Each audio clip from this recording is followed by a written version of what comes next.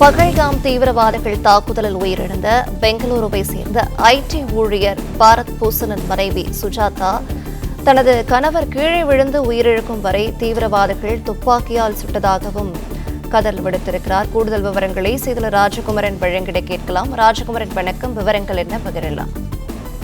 காஷ்மீர் புகழ்பெற்ற சுற்றுலா தலமான பகல்காமில் நேற்று நடைபெற்ற அந்த கொடூரமான துப்பாக்கி சூட்டிலே தீவிரவாதிகளால் 28 பேர் கொடூரமான முறையிலே சுட்டு கொலை செய்யப்பட்டிருந்தனர்.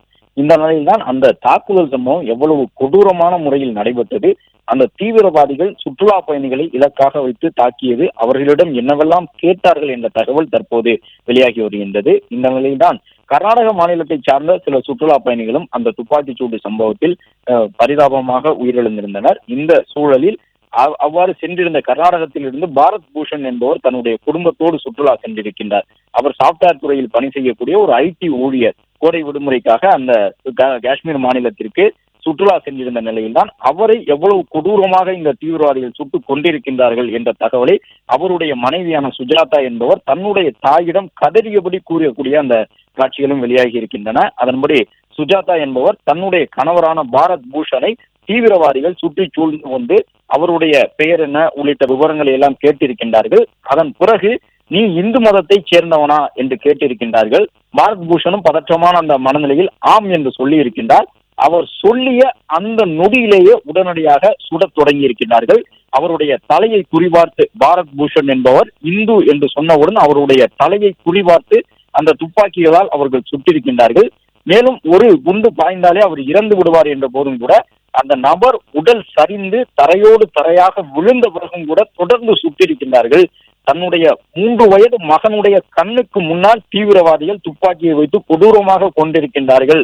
பார்த்து கொண்டிருக்கும் பொழுதே, மகன் பார்த்து கொண்டிருக்கும் பொழுதே ரத்தம் சிதற சிதற அவருடைய தந்தையை இவ்வாறு சுட்டுக் கொண்டிருக்கின்றார்கள் என்று உயிரிழந்த பாரத் பூஷனுடைய மனைவி சுஜாதா தன்னுடைய தாயாரிடம் கதறி சொல்லக்கூடிய காட்சிகள் பதிவாகி இருக்கின்றன. மேலும் பல்வேறு நபர்கள் இது போன்ற தகவலை தற்போது உறுதி செய்து வருகின்றார்கள். காயமடைந்தவர்கள், மருத்துவமனையில் உயிருக்கு போராடக்கூடிய வகையில் சிகிச்சை பெறக்கூடியவர்களுடைய உறவினர்கள் என்று ஒவ்வொருவரும் அந்த தீவிரவாதிகள் பைன்மர காடுகளுக்கு உள்ளாக இருந்து வந்து புல்வெளியில் இருந்தவர்கள் எங்கும் தப்பிச் செல்ல முடியாத ஒரு சூழ்நிலை ஏற்பட்டிருக்கின்றது. சுற்றி சூழ்ந்து வந்து ஒவ்வொரு நபராக சென்று அந்த விவரங்களை கேட்டறிந்து அவர்கள் சுட்டுக் கொண்டிருக்கின்றார்கள். அந்த வகையில் தான் கர்நாடகத்தை சார்ந்த இந்த ஐடி ஊழியருடைய மனைவி தன்னுடைய கணவரை பறிகொடுத்த பிறகு சொல்லக்கூடிய இந்த தகவல்கள் தற்போது வெளியாகி இருக்கின்றன. அவரு இந்து என்று கேட்டு இந்து என்று சொன்னவுடன் அந்த நொடியிலேயே சுடத் தொடங்கி இருக்கின்றார்கள்.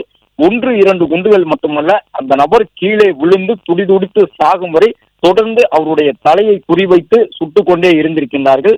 தன்னுடைய 3 வயது குழந்தை கதறும் பொழுது அந்த சூழலிலும் கூட தீவிரவாதிகள் கொஞ்சமும் இரக்கமும் இல்லாமல் இந்த துப்பாக்கிச் சூடு சம்பவத்தை நடத்தி முடித்திருப்பதாக அவருடைய மனைவி கதறக்கூடிய அந்த காட்சிகள் வெளியாகி இருக்கின்றன. இது மட்டுமல்லாமல் உயிரிழந்திருக்கக்கூடிய 28 பேருடைய உறவினர்களும் தற்போது கதறி துடித்துக் கொண்டிருக்கின்றார்கள். அவர்களும் இந்த தகவலை எல்லாம் உறுதி செய்து வருகின்றனர். பிளே ஸ்டோர் மற்றும் ஆப் ஸ்டோரில் இருந்து பாலிமர் செயலியை QR கோடு மூலம் பதிவிறக்கம் செய்யுங்கள். செய்திகளை உடனுக்குடன் பெறுங்கள்.